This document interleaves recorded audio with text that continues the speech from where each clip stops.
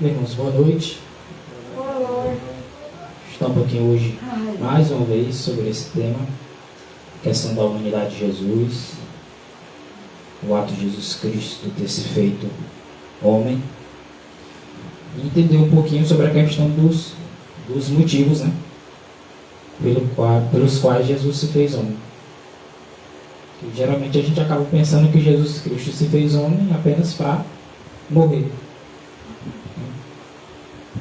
Só que Jesus se fez homem também para poder nos mostrar como é que a gente faz para poder guardar os mandamentos de Deus. Que é um aspecto importante que às vezes, no enfoque da gente ser resgatado da maldição do pecado, que é a morte, né? A gente acaba focando só na questão. Jesus morreu, Jesus veio e morreu. Mas tem um outro fato muito importante. Jesus nos deu exemplo. E essa é uma verdade que a gente não pode esquecer. Jesus, ele veio como homem, na mesma natureza que nós temos, para morrer por nós, mas também para nos dar exemplo de como obedecer a lei de Deus. Timóteo, 1 Timóteo capítulo 3, versículo 16, que já é um texto bem conhecido, diz assim: sem dúvida alguma, grande é o mistério do amor, ou da piedade. Deus se manifestou em carne. Geralmente, quando a gente vê essa expressão Deus se manifestou em carne, geralmente a gente entende como: olhando para Jesus, você olhava para Deus. Mas geralmente, quando a gente menciona essa questão, parece que a gente tem em vista só o físico, né? Quem vê a mim vê o Pai. Quem olhou para Jesus olhou para a pessoa do Pai. Geralmente a ideia que a gente tem é só essa. Mas de fato Deus se manifestou em carne. O caráter de Deus foi demonstrado em carne. É um outro aspecto que a gente não foca tanto, né? Quando olhava para Jesus, ele podia dizer: está olhando para mim? Está olhando para o Pai. Não, eu quero ver o Pai. Olha para mim. Pronto. Mas se quiser saber como é o Pai em caráter, como é assim o caráter de Deus, o Pai disse: olha para mim também. Olha para a minha vida. É o mesmo caráter do Pai. Deus se manifestou em carne não somente no fato de Jesus sendo Deus sem fazer homem, mas no fato de Jesus viver a lei de Deus enquanto homem. Ele manifestou Deus também dessa forma. Ele manifestou o amor de Deus pela raça humana, quando ele, sendo Deus, se fez homem para morrer no lugar do homem. Então Deus, ele se manifestou em carne. E um detalhe importante: ele se manifestou e ele quer se manifestar de novo. Mas que carne agora? Na nossa. Ele se manifestou em Jesus, não foi só para aí, estou aqui. Não, é para se manifestar em nós também.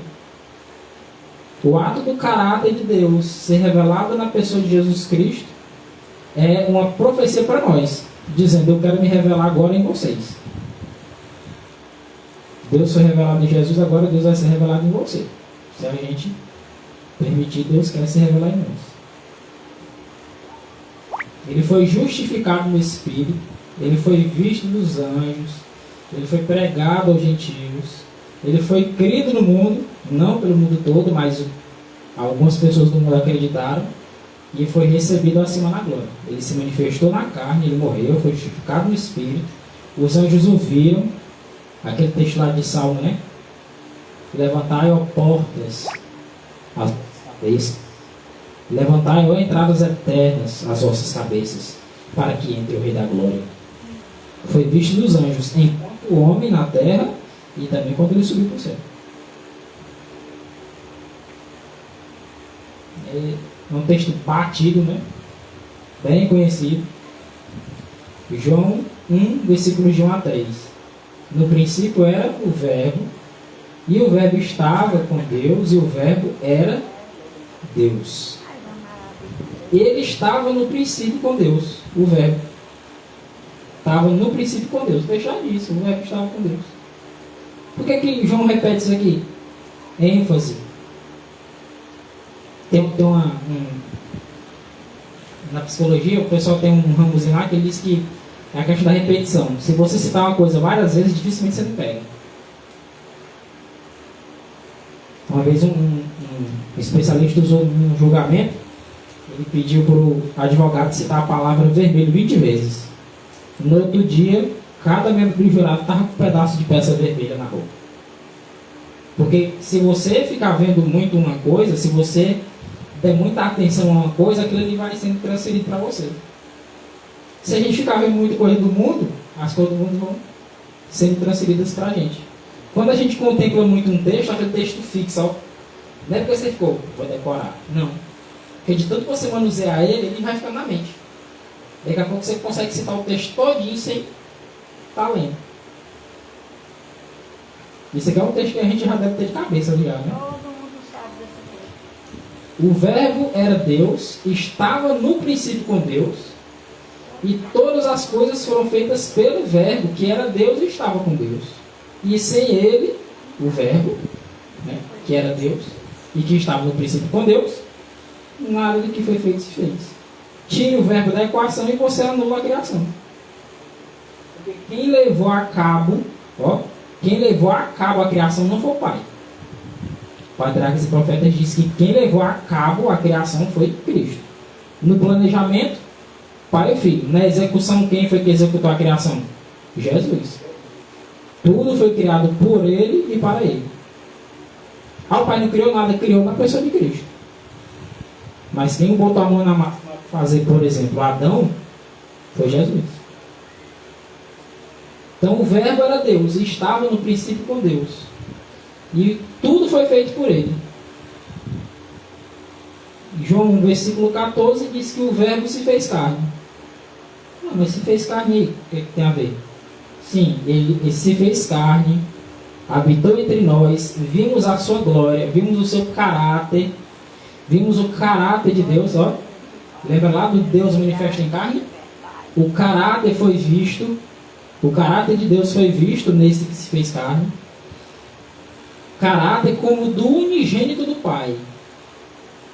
Caráter como do único filho gerado do Pai.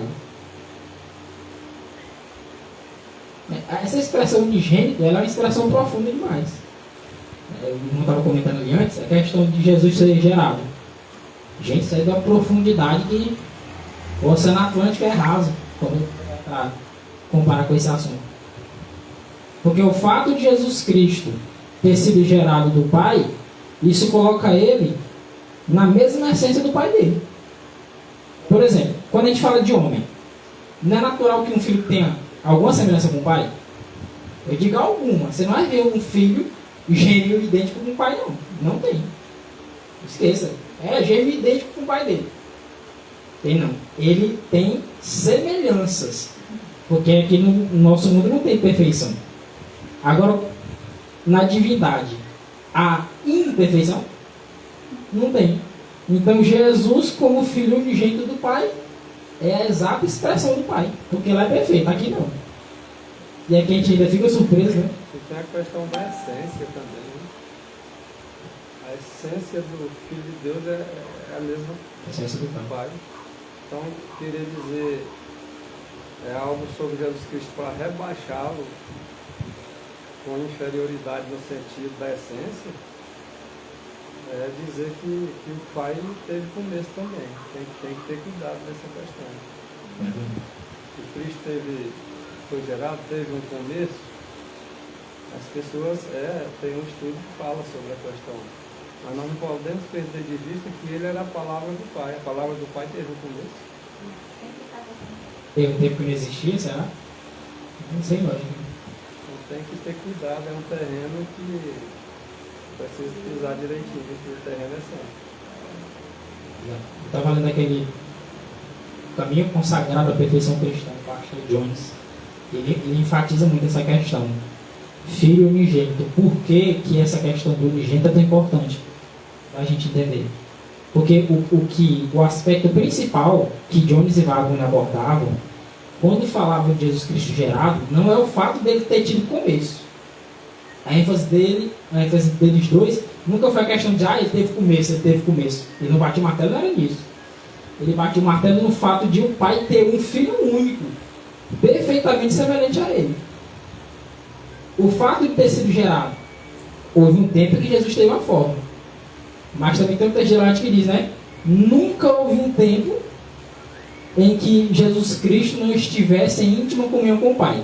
Opa, mas se ele começou, como é que nunca houve um tempo? De fato, nunca houve um tempo, porque mesmo antes dele ter forma, ele já era o Filho unigênito de Deus. Só que estava na mente do Pai, como mente, como palavra, como sabedoria. Mas ele já existia. Quando ele tem forma, aí ele é apresentado para os anjos como unigênito do Pai. E ele é apresentado de uma forma que os anjos também, não só os homens. Os anjos também, quando queriam olhar para o Pai, olhavam para ele. Dizia, é assim que Deus é. A coisa é tão séria que Mateus 11, 27 é muito claro. Ninguém conhece o Pai. E ninguém conhece o Filho, senão ambos conhecem um ao outro. Isso é muito profundo. Profundo demais.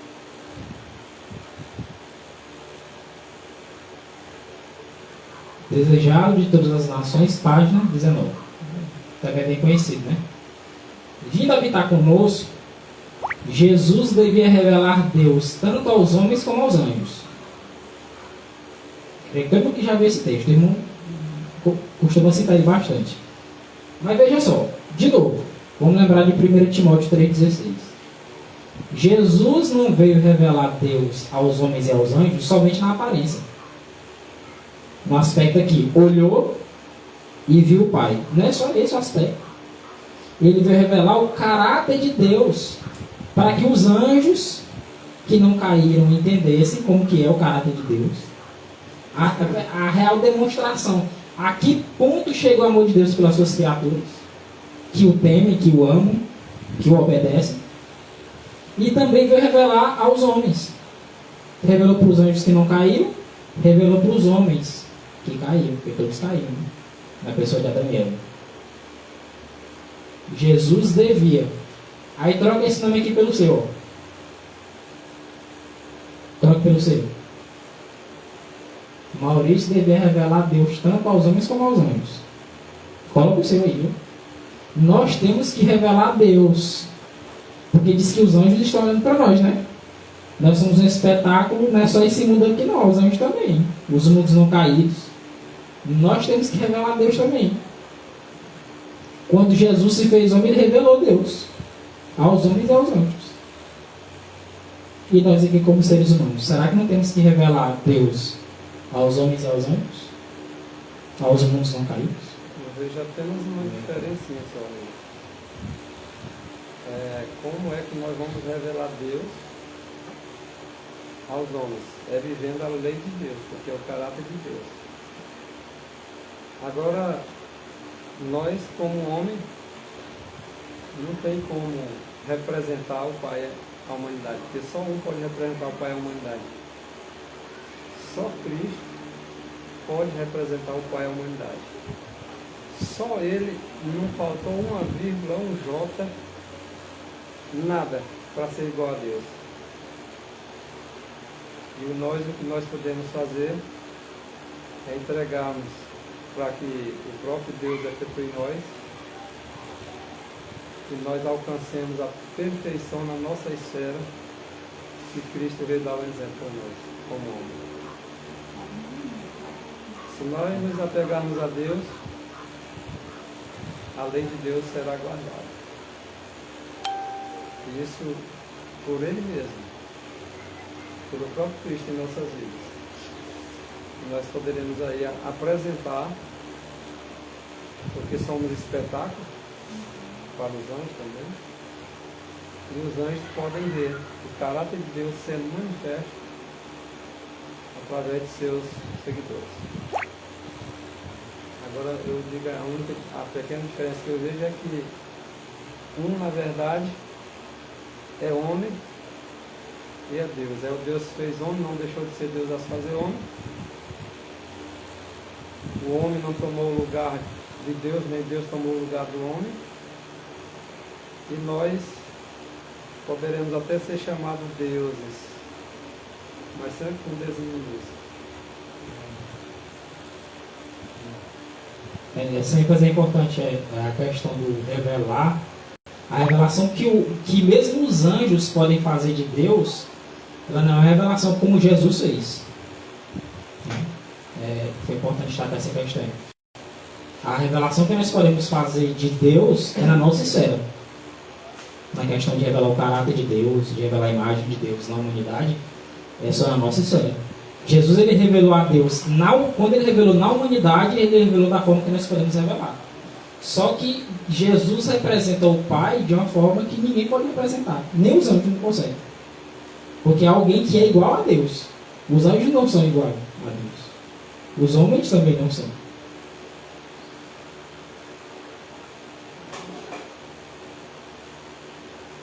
Desejado pelas as nações, página 530. A divindade de Cristo é a certeza de vida eterna para o crente. A divindade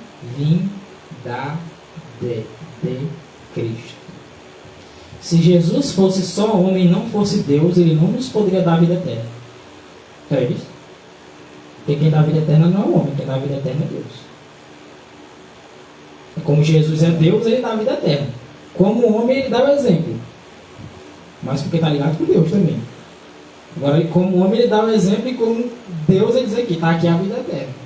E se ele tivesse deixado de ser Deus, ele não teria a ressurreição em si mesmo. Ele teve a ressurreição em si mesmo, Ele era Deus. porque ele era Deus. E ele não deixou de ser Deus ao se tornar homem. Agora tudo está no projeto do planejamento do Pai.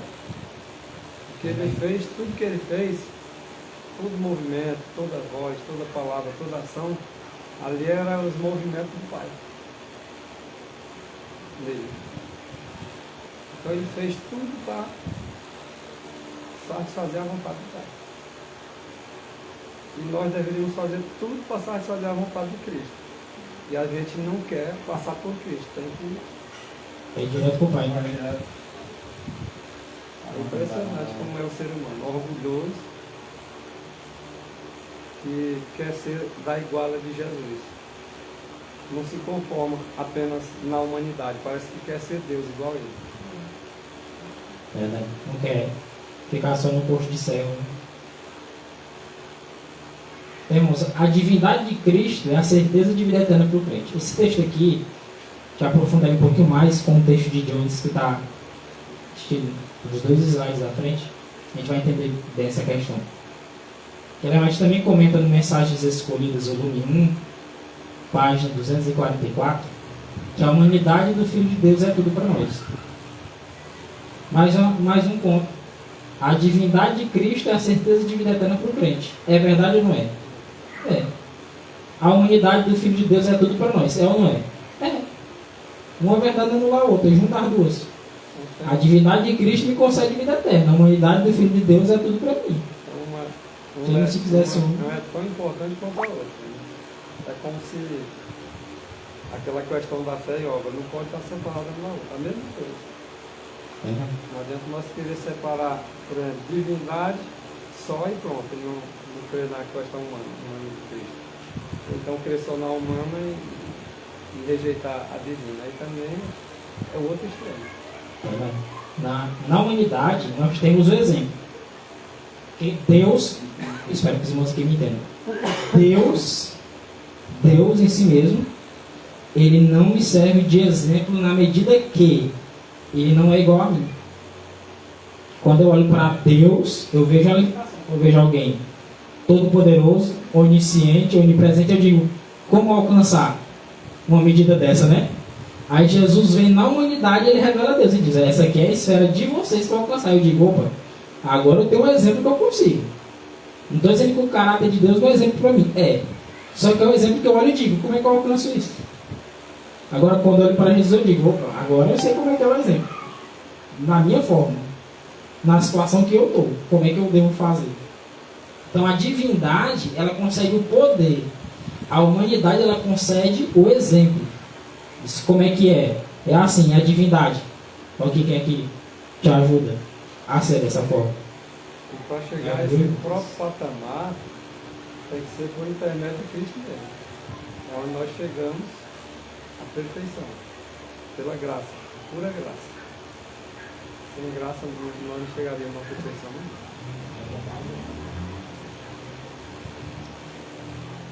Né? 1 João 4, versículos 2 e 3. Nisto conhecereis o Espírito de Deus. Todo espírito que confessa que Jesus Cristo veio em carne é de Deus. Aí mais uma vez a questão. Esse texto é verdade? É verdade. Ninguém diz que esse texto é mentira.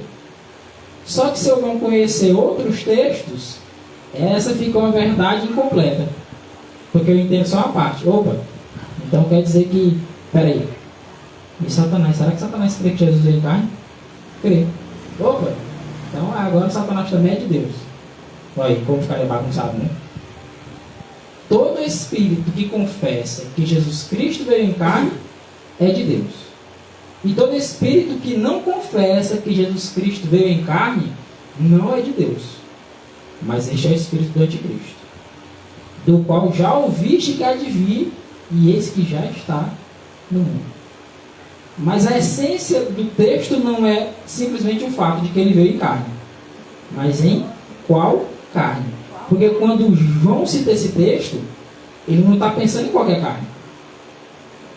Quando João cita o texto, ele sabe qual é a carne que Jesus tinha. Então ele está mais ou menos dizendo assim: todo espírito que confessa que Jesus Cristo veio em carne, na mesma carne que eu tenho, e que todo mundo aqui tem, mas aquele que disse que não veio nessa carne. Porque eu faço a pergunta para vocês: qual era a carne que João conhecia? João conhecia a carne de Adão antes da queda? Paulo conhecia? Moisés? Não conhecia. E João está falando de que carne? Como é que ele vai falar de uma carne que ele nunca conheceu? Ele está falando da carne que ele conhece. A carne cheia de tendências herdadas, hereditárias, que ele herdou dos ancestrais dele. Então não tem como ele falar de uma coisa na qual ele não tem experiência. Ele está falando de alguma coisa que ele tem experiência na questão. Ele sabe que carne é essa que ele tem. E ele sabe que a carne que ele tinha aí era a mesma carne que Jesus Cristo tinha também. Então quando eu entendo esse contexto, eu percebo, olha, qual é o tipo de carne que João está falando aqui. É a carne que ele tinha. Porque a carne que João tinha era a carne que Jesus tinha. E a carne que ele tem. Todo mundo nasce com ela. Se você pegar Romanos 8, verso 3, já no final aqui, Jesus Cristo veio em carne, aquele que confessa que ele veio em carne é de Deus, você só vai entender quem são os de Deus quando você agora conecta a compreensão de Paulo com João. Viu? Jesus Cristo veio em semelhança de carne pecaminosa.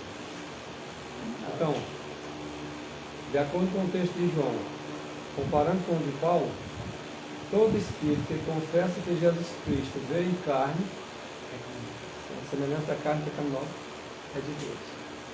Mas, todo espírito que não confessa que Jesus Cristo veio em carne a semelhança do pecado, do homem pecador, não é de Deus.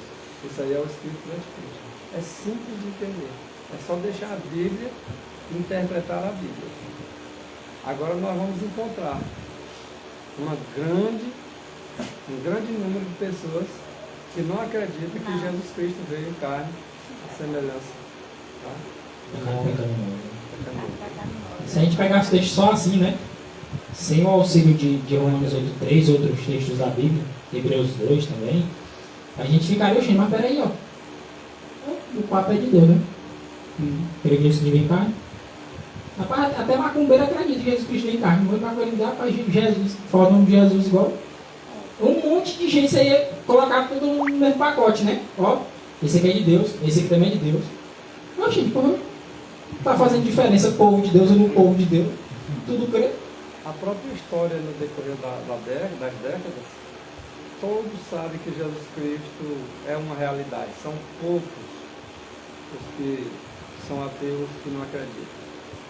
Mas a grande maioria, absoluta, quase que absoluta, acredita que Jesus Cristo, realmente a história que se conta dele, é verdadeira e está na história. Aí é onde está a questão. Eles conhecem um pouco da história, em si, porque viu falar, mas não sabe explicar qual é o tipo de carne que Jesus Cristo veio. Aí é uma parte questão. Viu onde o caldo engrossa, né? Onde o caldo engrossa, o nenenzinho tem dificuldade para engolir. Esse cidadão aqui é aquele que a gente cita de vez em quando, viu? Pastor Prescott. Ou Prescott. Aí depende do que tá falando. Porque tem gente que é abusado com esse negócio. Se não falar no inglês, o cara fica doidinho. Prescott dá para entender dos dois jeitos, né? Observe o que ele diz naquele livrinho que eu gosto de citar aqui, no Poder do Espírito. Ele diz assim: agora, isso não pode significar o simples reconhecimento de que Jesus aqui esteve e viveu na carne. Esse texto aqui de 1 João 4, 2 e 3 não pode significar só isso, não. Porque os demônios também o reconhecem. Eles sabem que Jesus Cristo veio em carne. Entende?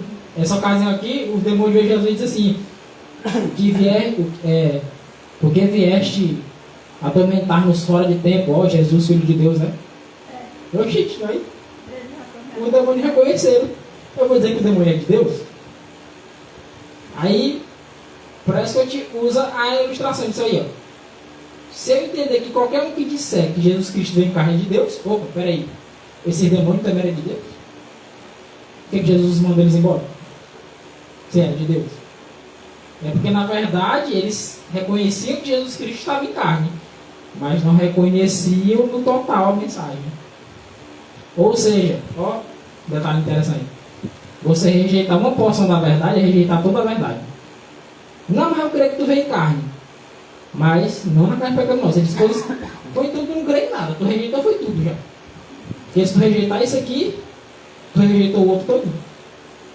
Não vai adiantar. Ele continua e diz: a fé que vem pelo Espírito de Deus afirma: Jesus Cristo veio em minha carne. Olha o que diz esse pioneiro. A fé que vem pelo Espírito de Deus não diz apenas que Jesus Cristo veio em carne. Ela diz: Jesus Cristo veio em minha carne, a mesma carne que eu tenho. Ele passou pela mesma perrengue, no mesmo perrengue que eu passo, com as minhas tendências corredeiras dos meus pais e meus avós. Ele sabe o que é essa luta. E lutou muito mais do que eu. Porque as tentações de Jesus foram as tentações para derrubar o homem perfeito. Porque ele tinha tendência, mas não tinha nenhum pecado cometido. A ilustração que eu já procurei dar aqui, que para você tentar um homem honesto e para você tentar um ladrão, as tentações são de graus diferentes. Por exemplo, você pega um homem que nunca teve coragem de pegar nem 5 centavos no chão, que ele achou. 5 centavos, sempre só 5 centavos que não pega. E você não, Satanás vai tentar um ladrão fino, que não pode ver um bocal de caneta em cima da mesa que ele carrega. Será que a tentação é do mesmo nível? Não, para ele fazer um cabo honesto desse roubar, você tem que botar ele numa situação muito difícil. O ladrão fino não, o ladrão fino ele bota a caneta inteira. Com um bocal de todo. Já derrubou o homem. Para tentar Jesus, olha a tentação. Depois de 40 dias e 40 noites sem comer e sem beber, no deserto, olha as pedras, já apareceu pão. Ele disse: tu é o filho de Deus, transforma as pedras em pães, moço. Depois de 40 dias e 40 noites sem comer e sem beber, o cara vem com uma dessa. Para nós, não dá com meia hora, o cara já está com. Não pode vir um doce, uma comidinha. Opa, peraí. Entendeu? O nível da tentação, voltar Jesus lá em cima. Porque ele tinha tendências herdadas, tinha, igual nós, mas não tinha tendência cultivada, nenhum pecado cometido Jesus tinha. Para tentar, ele foi lá em cima a tentação. A nossa, espera aí, dá só um dia de fome aí que ele aceita a marca da besta. Calma aí.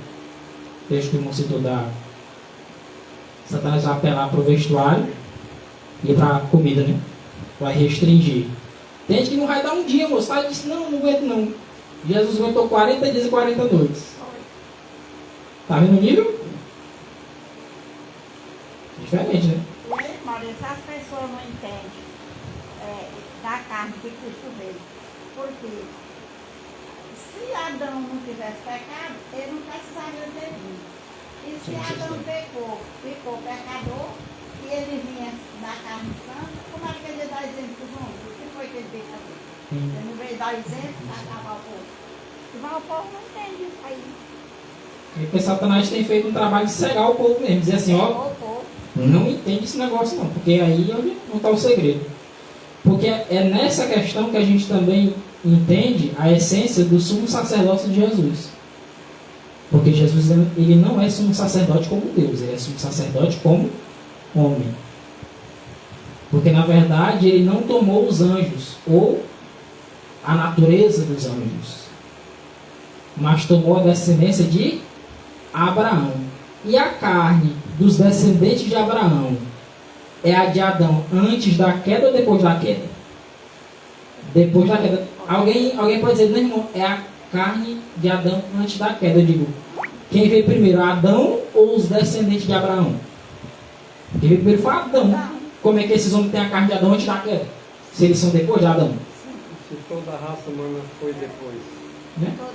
Todo homem e toda mulher que nasceu de mulher, nasceu depois da queda. Nem adianta inventar outro negócio que não dá não. Adão foi criado. Eva foi criada. Caim foi criado não. Foi criado na pessoa de Adão e Eva, mas eles foi gerado. Abel, gerado. Sete, gerado. E os filhos dele? Gerado. Gerado. Foi gerado. Então é a carne de Adão depois da queda. Que já foram gerados fora do jardim. Já tinha sido expulso.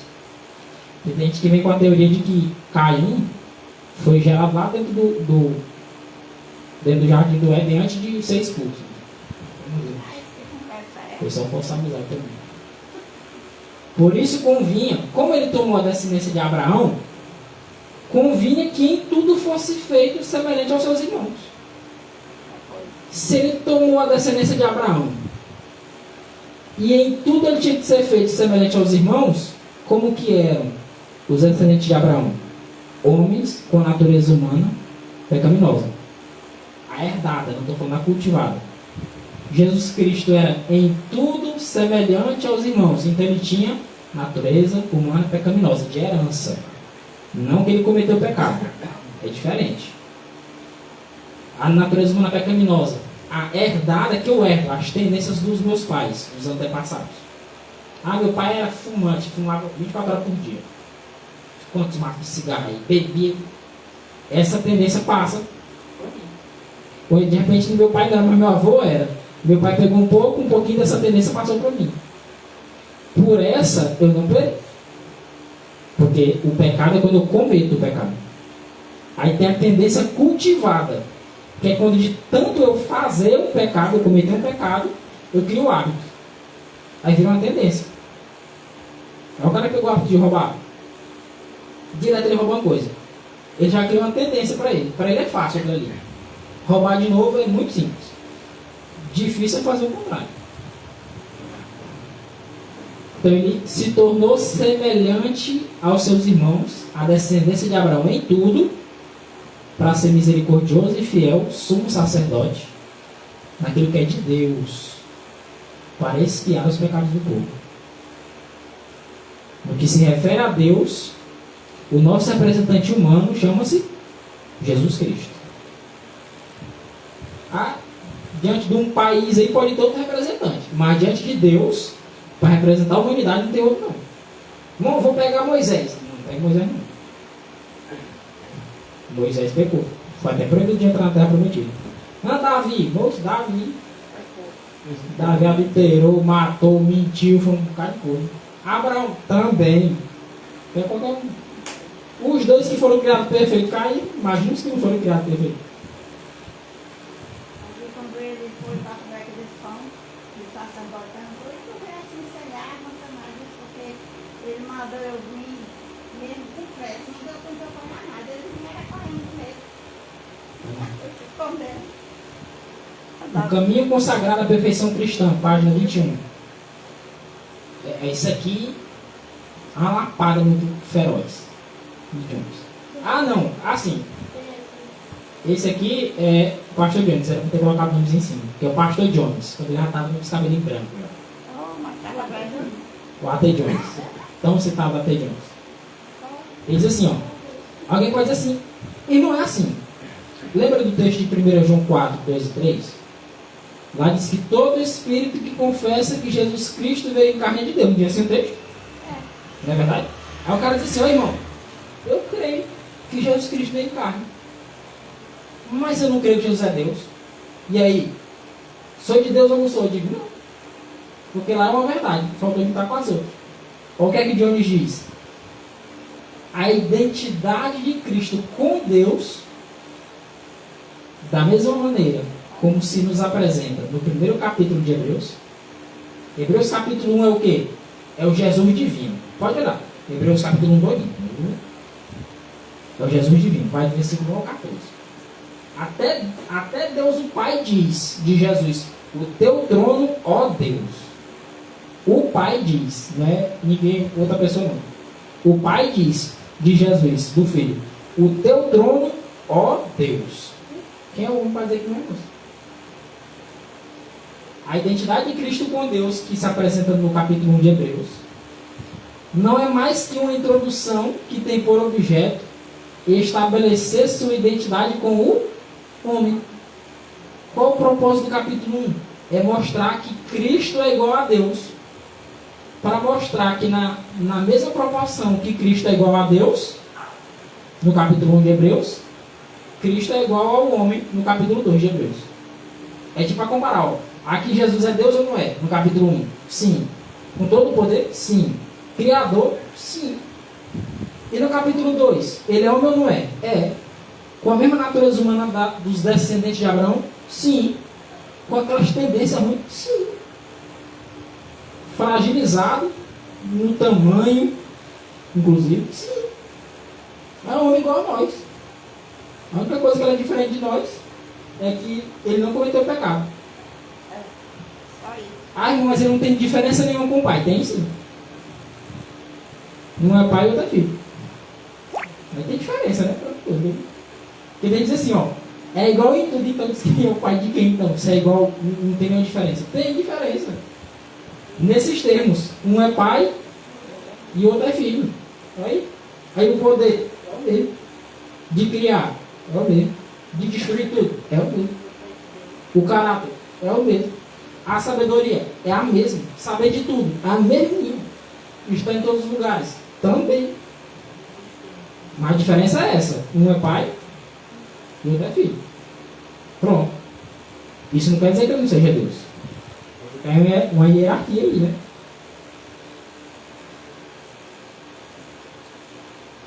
Para a gente fechar, então. Sua semelhança com Deus, expressa no primeiro capítulo, é a única base para a verdadeira compreensão de sua semelhança com o homem, da mesma maneira que se apresenta no segundo capítulo. O que é que Deus está falando? Se você me disser que Jesus Cristo não é exatamente igual ao homem, quando este nasce, você está me dizendo que Jesus Cristo não é exatamente igual a Deus, quando ele foi gerado de seu pai. Ó, nascimento, tá vendo? Porque quando o homem nasce, ele tem tendências herdadas, né, para o pecado. Você pega uma criança e acabou de sair do ventre. Oh, meu Deus do céu, já cometeu um pecado menino já. Quem é que vai dizer isso para a criança? Jesus Cristo, quando nasceu de Maria, ele já nasceu com tendências herdadas. Ele já nasceu semelhante ao homem quando a gente nasce. Daí para frente era escolha. Se ele escolhesse pecar, era uma escolha dele. Ele não escolheu pecar. Escolheu se guardar em santidade. Quando Jesus Cristo nasce como homem, ele nasceu como eu e você nascendo. E é como nós, exceto no cometer o pecado. E quando ele nasceu de Deus, é exatamente como seu pai. Quando ele foi gerado de Deus, é a mesma coisa. A mesma natureza, o mesmo caráter, a expressão exata da pessoa do pai. Nada no universo consegue revelar tão perfeitamente Deus como Jesus. Não tem comparação, né? Porque foi gerado do pai.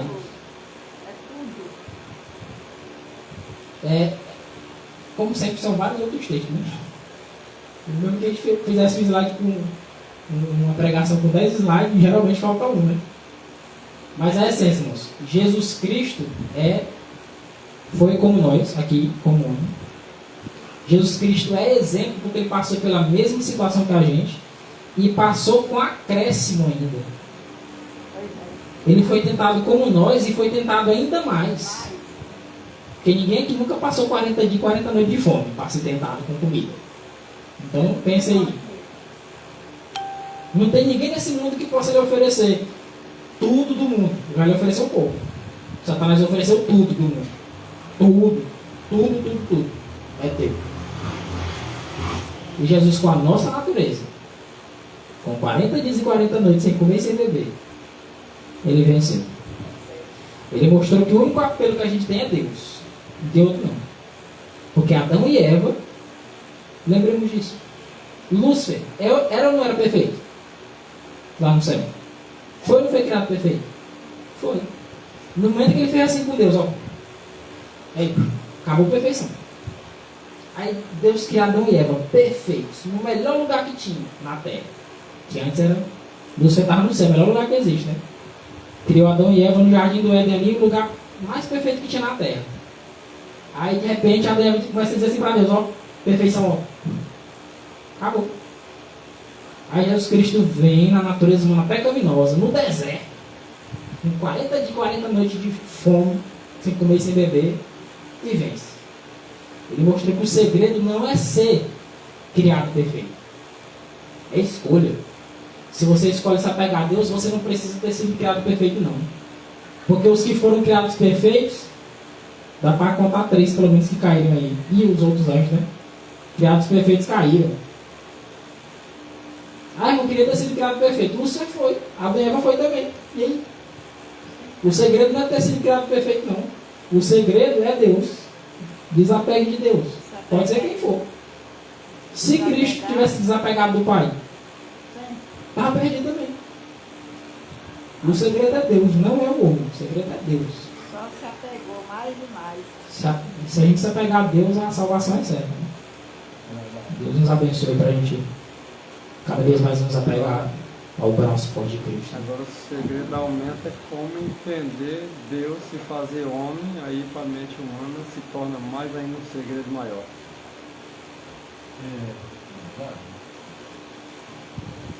Deus nos abençoe, né? Vamos orar ao Senhor.